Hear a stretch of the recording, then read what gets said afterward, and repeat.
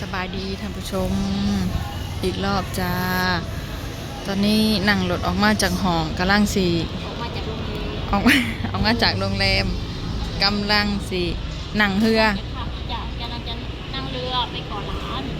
เกาะล้าน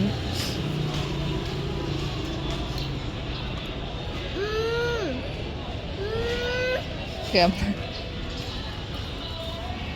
ไปดีปลาลุงยังทำไมดีบอลลูกแม่แค่คนบดตัวห้องถอนี่อย่าไปใกล้เขากลับมา4-5 โมงแรงป่ะพี่กลับมา4-5 โมงแรงเดี๋ยวรอรุ่นน้ำกันพี่น้องครั้งแรกในชีวิตไปเกาะล้านกัน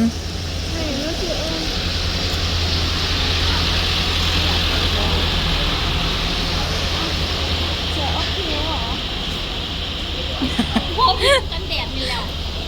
ร้อนงามดีล่ะงามเสือนะบอกเลยว่าทำไมว่าสีไม่สวยสีใหญ่ที่ศาลาไปเลยพี่ไปจ่ายเงินหน้าเรือได้เลยครับแล้วต่อไป10 โมงหน้าบ้านใช่9 โมงแบบ10 โมงหน้าบ้านที่ศาลาเลยครับรถ30 บาทนะพี่นั่งรอเรือได้เลยครับ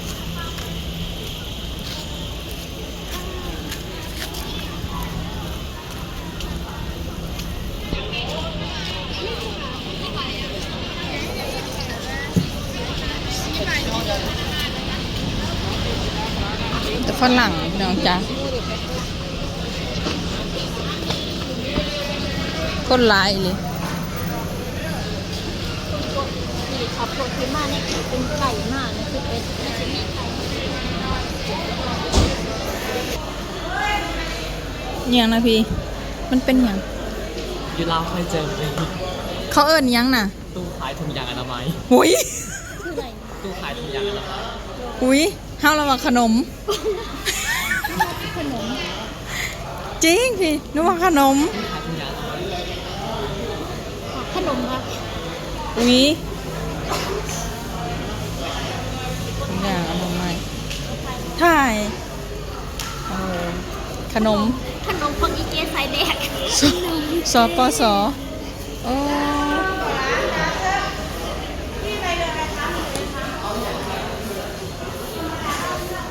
ปลาคนหลายแห้งเต็มมันสะพานเลยท่านผู้ชมอันนั้นสะพานเดินออกจะไปขึ้นเรือนะซีเมนพี่น้องจ้า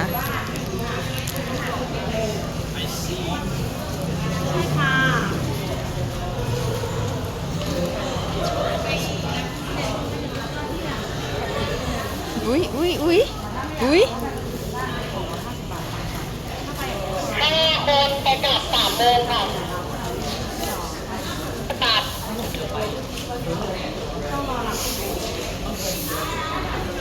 นี่ไม่ไหลหนูต่อหน้าอุ้ยเดี๋ยวถ้าพูดไปต่อหน้าเป็นจัด3 โมงเยอะ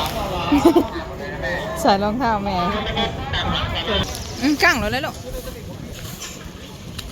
กั้งรถนะป่าพากั้งแม่มันกั้ง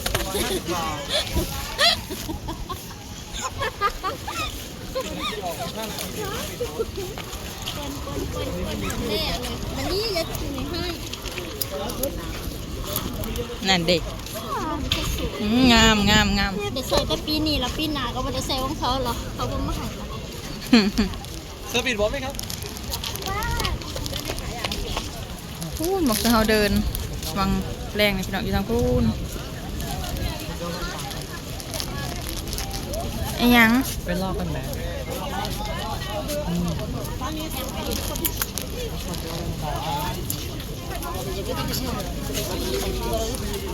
ปาดคนหลายแห้งนะพี่ยกขึ้นลูก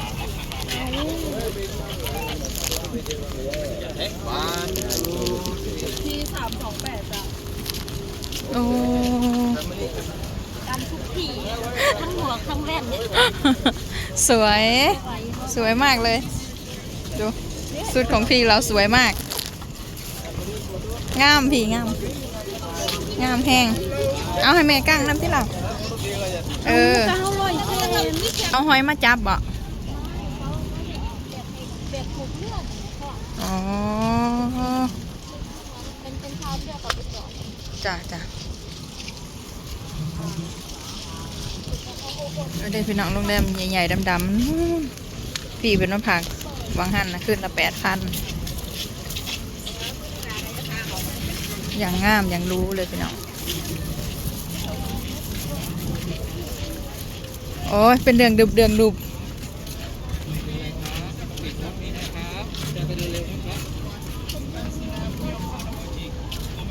จะเดินทางไปเกาะล้านนั่งรถไปเดินนั่งเรือไป40 กว่านาทีพี่น้องจ้ากว่าจะฮอดเกาะเนาะแต่นักท่องเที่ยวก็หลายแห้งพี่น้องสบายดีเด้อท่านผู้ชมบ่เห็นหุ่งตัวเองพี่น้องบ่เห็นหนหน้าตัวเองมันแดดแห้ง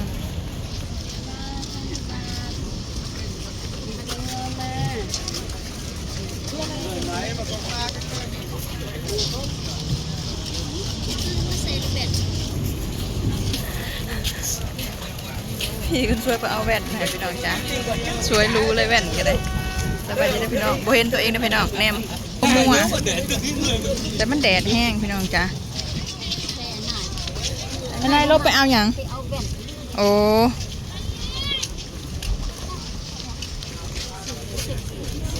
สวย หลานวันน้อง บอกอยากให้ป้าโซ่ให้ป้าโซ่แน่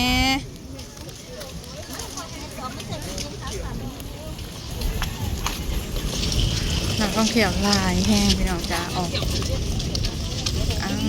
อึ้งพี่น้องอึ้งมันว่าบอกดีใจสุดๆขอบคุณมากๆขอบคุณพี่คนช่วยกับลูกสาวแล้วก็คุณป้า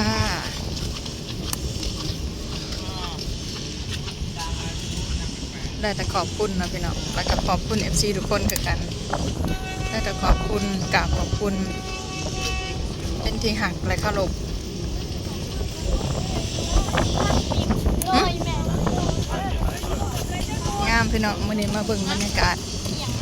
เดินออกไปจะขึ้นเรือเดี๋ยวขึ้นเรือสิถ่ายให้เบิ่งอีกพี่น้องขั้นบ่ย่านเด้อถ้ามันบอกแบบอหยังเมาเหือเด้ออกมาลมแห้งพี่น้องจ้าโอ้ยโอ้ยโอ้ยมันสิเอาคันจองไป สะพานย่างออกกับโว้ยสะรูเลยงาม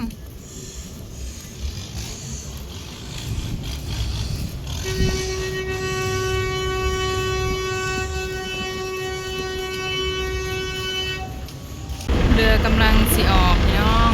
ก็ละ50 บาทคุณนะ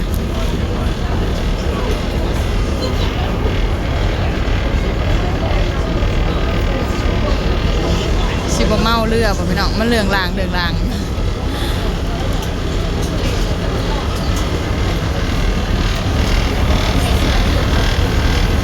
หนา แม่ท่ากระแดดไหม อืม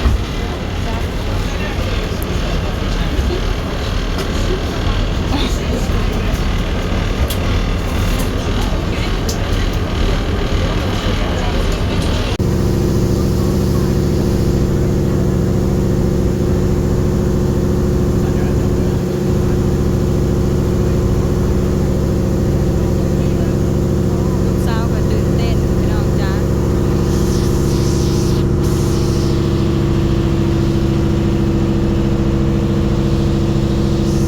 ไอ้นุ่นมาน้ำทะเลสีเหลืองปะ มันเลือกอยู่บ้างเลือกอยู่บ้างไอ้รถมันนั่งเล่นอยู่บ้างสียังหรอสีเขียวสีฟ้า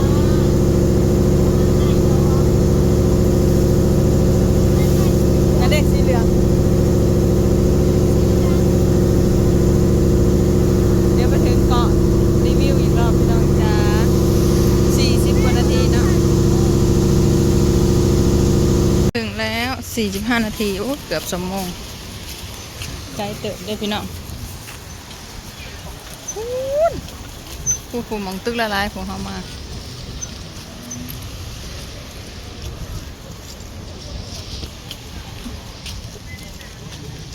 แดดแห้งอะไร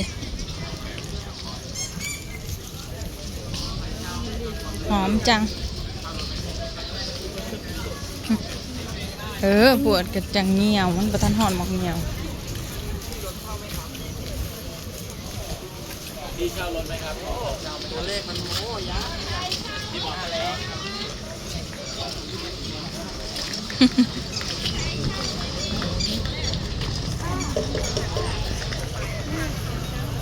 ได้ข้างหน้ามันเป็นไหน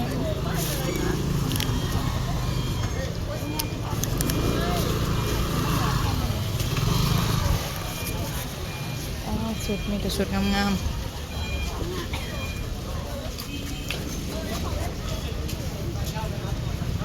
หาห้องพักมอเตอร์ไซค์เช่าไหมคะ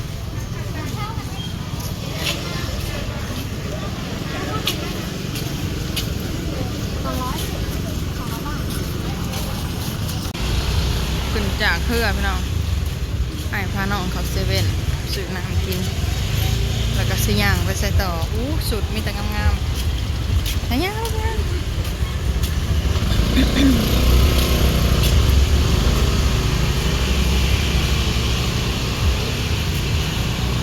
อันนี้เป็นเกาะเด้อพี่น้องเด้อเกาะล้านแต่ว่าเหมือนบ่แม่นเกาะนะพี่น้องมันเป็นอยู่ในกรุงเทพแต่คนโดดจากสีบ่ร้ายปานใดเนาะ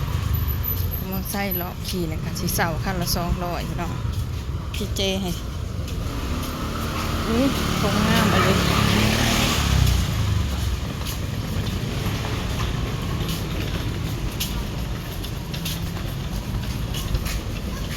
เกาะล้าน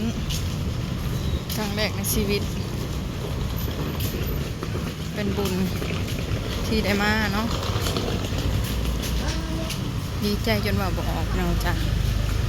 นี่จะเด็กอิ่มเหรอ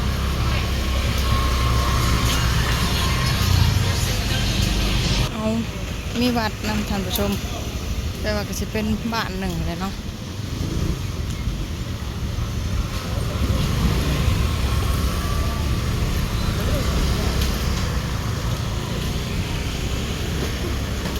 โอ้เวียนหัวอะไรบัน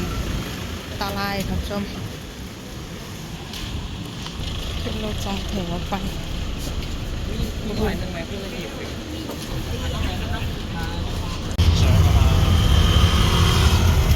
ต้นงามเลยพี่น้องวิวนะขึ้นมาก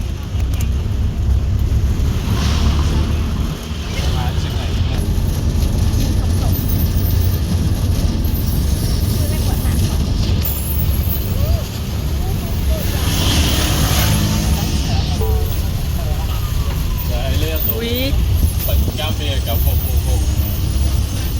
เลยให้เขาไว้อะ มันสั้นแห้งท่านผู้ชม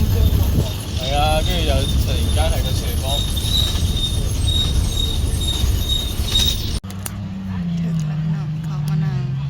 แบบโอ้โหโต๊ะเท่าไรพี่น้องจ้ะอันนี้ก็ต้องเสาเนาะโอ้โหมันราคาเท่าไรเสียงเฮือว้ายมันแดด แดดเจ็บกระดออุ้ยแล้วยังไปโรงเรียนอยู่หาดบ้านเฮาหาดฝั่งบ้านทางฝั่งหองเฮาปุ๊พัทยาปุ๊จ้า เป็นแดดเป็นจิ๋ว แม่นพี่แดดเจ็บแห้ง ทอด จ้า ก๋วยเตี๋ยวธรรมดาเด้อแล้วมันก็ไม่ธรรมดาเนี่ยมันดำเลยใส่เกี๊ยมนะโอ้ยอย่าที่บอกแล้วมันก้อนอย่างคมงามว่าเอาหรอก แต่อันต่างชาติเขาสิบ่ย่านดำเนาะพี่เนาะ เขาไม่อยากขึ้นหนัก แล้วก็ผิวมันทำลายแดดมันทำลายผิวคำบ่ได้แม่พี่นูกก็เงิดแม่นจ้ะ แต่เกิดเอชี่ ตากจังได๋ก็บ่ดำเฮาน่ะโว้บ่ได้พี่น้องเก็บภาพเพิ่นสิเลยจ้าพอกันคลิปหน้าจ้ะคลิปหน้าพอกันเด้อพี่น้องเอาไว้ตอนเป็นสภาพหน้าอันนอกเขาเมืองพี่น้องสิกันยาวก็ถือมาตัวเดียวหลายตัวอยู่พี่น้องแต่ถือลงมาตัวเดียว